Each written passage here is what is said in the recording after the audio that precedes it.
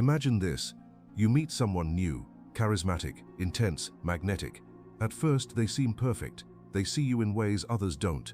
They mirror your deepest desires, laugh at your jokes before you finish them, make you feel like the only person in the room. You think, finally, someone who gets me.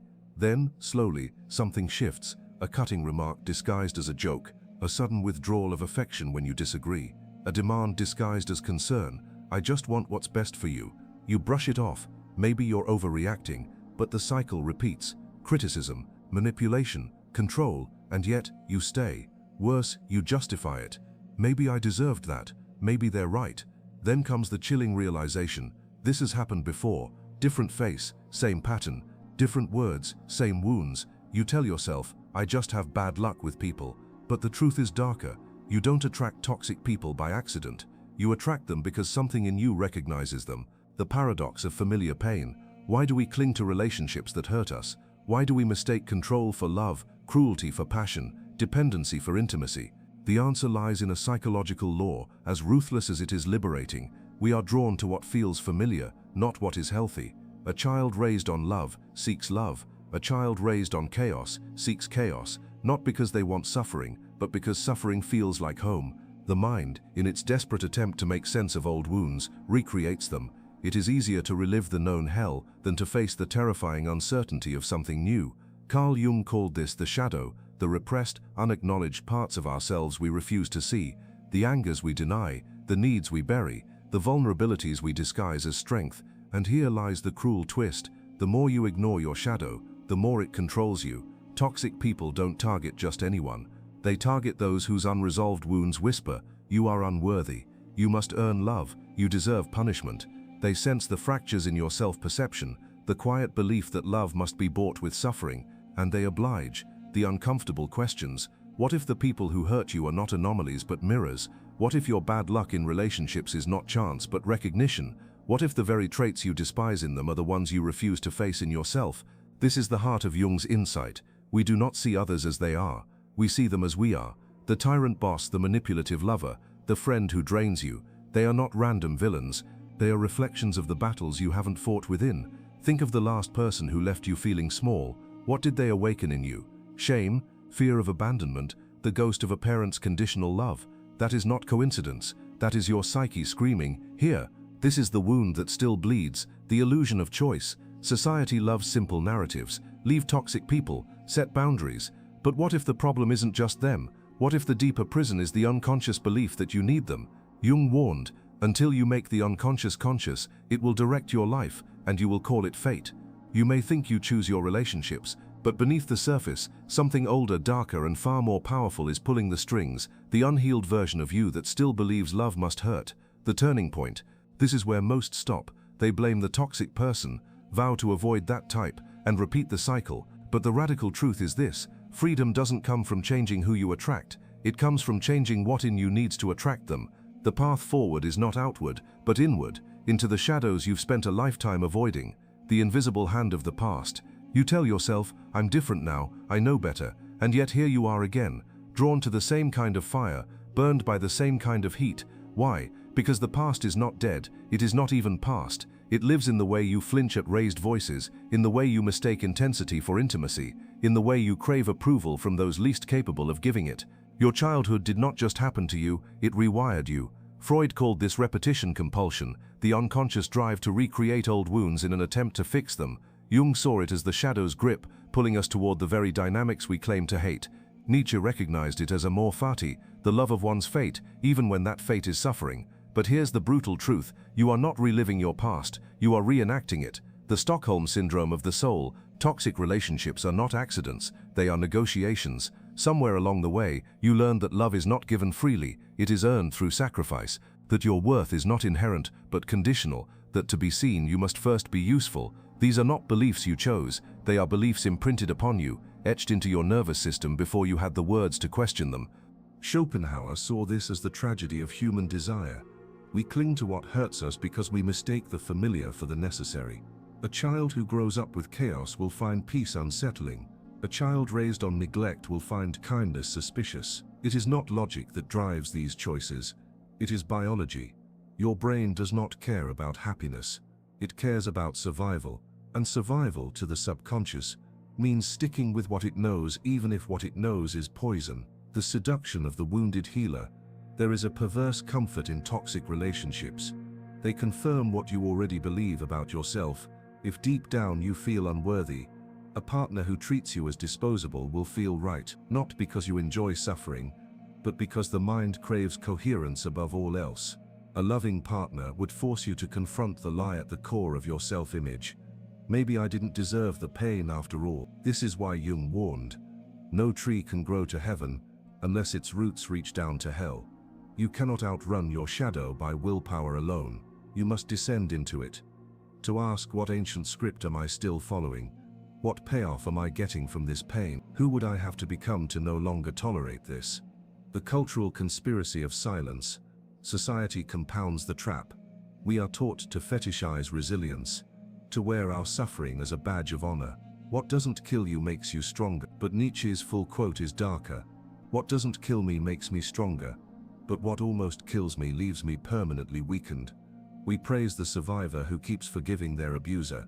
We romanticize the lover who stays through hell. We call it loyalty when it is really self-betrayal. Meanwhile, the toxic cycle continues, not because people are evil, but because our entire model of love is built on the glorification of suffering. The existential dilemma at the core. Sartre was right. Hell is other people, but only because we hand them the keys to our self-worth. The toxic person in your life is not the root problem. They are merely the actor playing a role your psyche assigned. The real issue is the void within.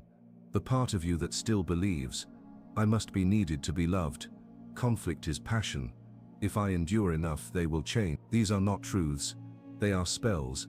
And like all spells, they can be broken. The fork in the road. This is where the path splits. You can continue the old story blaming the players, switching the cast but keeping the script the same. Or you can ask the terrifying question, what if the only way out is through the part of me that keeps saying stay? The slow death of the self.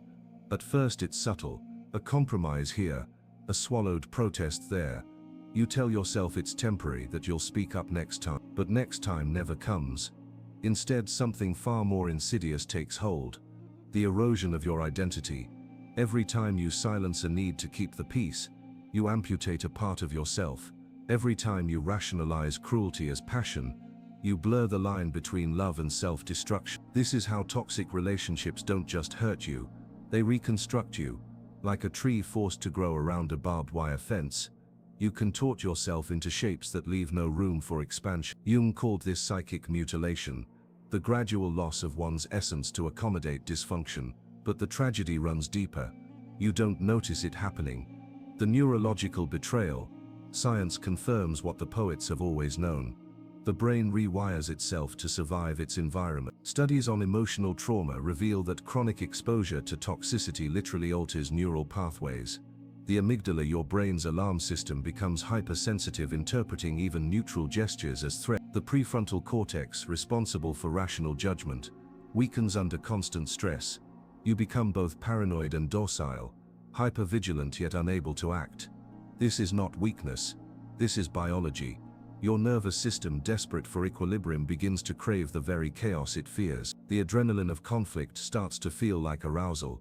The silence after a storm becomes your twisted version of peace. You don't just tolerate toxicity, you metabolize it.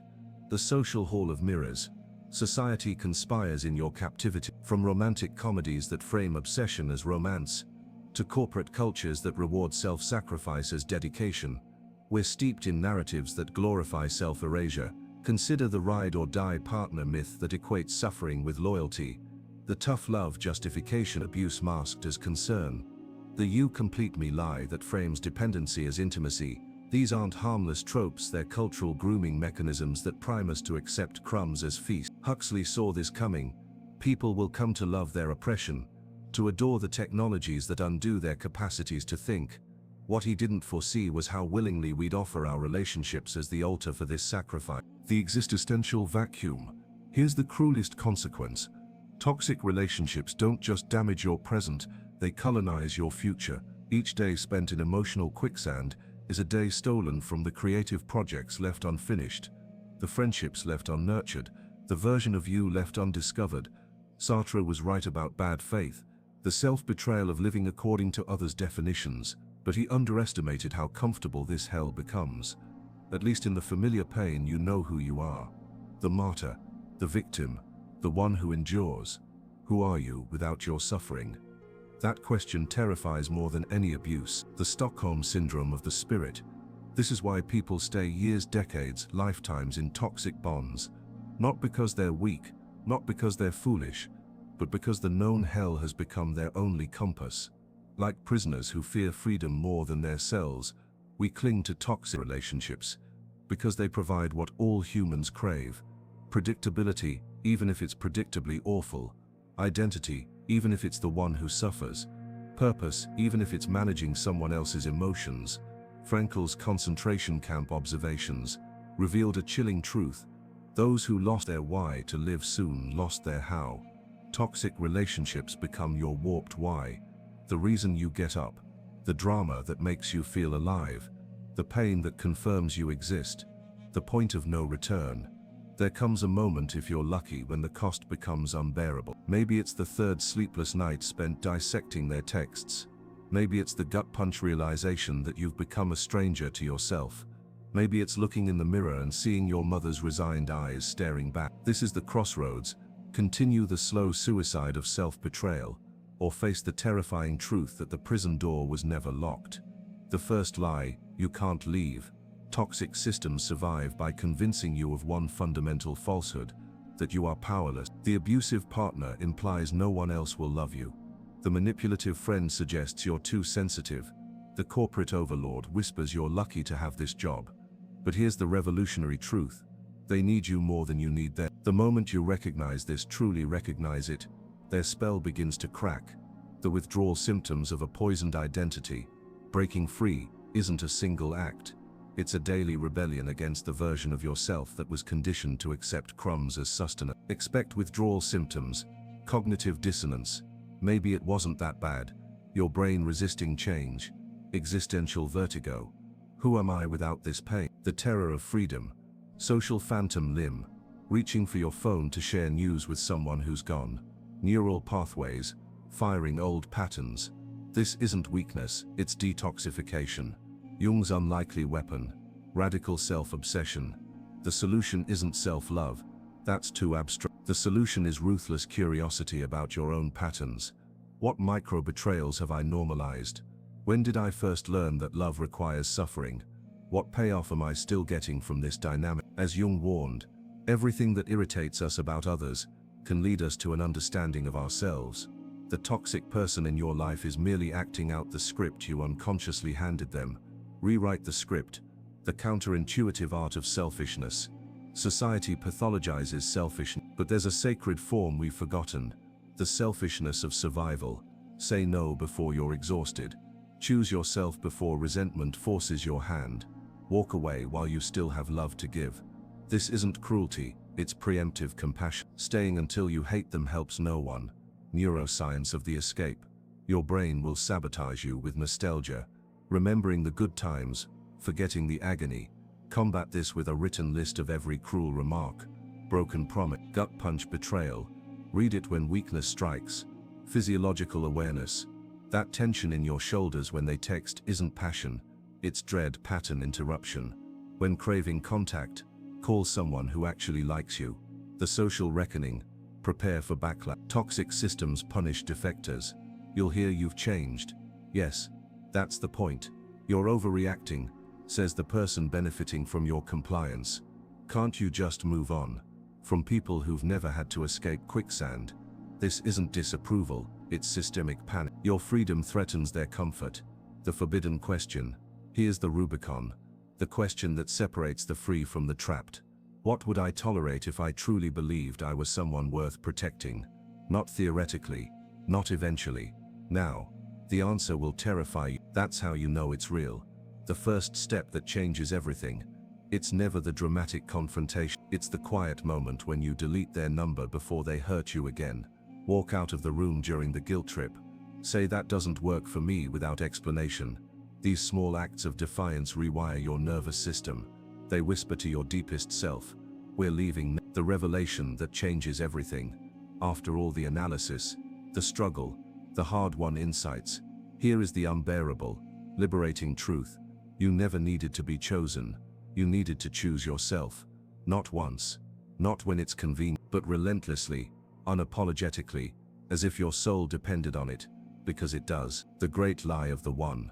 We've been sold a myth that somewhere out there exists a person who will heal our childhood wounds through their love, validate our worth through their desire, complete us through their presence. This is spiritual bypassing disguised as Rome. Jung warned, the meeting of two personalities is like the contact of two chemical substances. If there is any reaction, both are transformed. But here's what he didn't say. If you're not already whole, the reaction will be toxic. The alchemy of loneliness. That gnawing emptiness you've been trying to fill with toxic relationships. It wasn't a mistake, it was a homing beacon. What if loneliness isn't the absence of others, but the absence of yourself? The moments you feared most, the quiet nights alone, the unoccupied weekends were never the problem. They were the invitation to sit with yourself, to listen, to finally meet the person you've been abandoning for everyone else. The forbidden truth about toxic people. Here's what no one wants to admit. Toxic relationships end the moment you realize they were never about the other person at all. They were always about how little you believed you deserved, how terrified you were of standing alone, how addicted you became to the drama that made you feel alive. The toxic person was just the actor in your play. Change the script, and the casting changes automatically. The unexpected gift of your wounds. Those childhood wounds that made you cling to bad relationships. They contain your superpower if you stop running from them. The abandonment fear. It's your capacity for loyalty turned inward. The approval seek. It's your emotional radar, once directed outward, now honed for self-awareness. The hypervigilance. It's your intuition waiting to be trusted. Nietzsche was right. One must still have chaos in oneself to give birth to a dancing star. Your greatest pains were never obstacles. They were the raw materials of your becoming. The daily practice of freedom. Liberation isn't a one-time event. It's the accumulation of microscopic choices. Staying present when the old panic rises. Speaking your truth even if your voice shakes. Walking away while you still have love to give. This is how you rewrite your nervous system's definition of safety. Not as the absence of conflict, but as the presence of integrity. The final paradox. After all this work, here's the secret no guru will tell you. You will be attracted to toxic people again. The difference? Now you'll recognize the pull as nostalgia. Not for them but for the familiar prison of your former self. And in that recognition lies your power to choose differently. The last thing you'll ever need to know. Stand in front of a mirror. Say this aloud. I am the love I sought. Notice the resistance, the lump in your throat, the part that whispers, who do you think you are? That's the last vestige of the old lie diet. Where we leave you, the sun rises on a life where red flags are not warnings, but farewells. Boundaries are not walls but bridges to better connections. Solitude is not punishment but sacred space. You are no longer the desperate child waiting at love's door.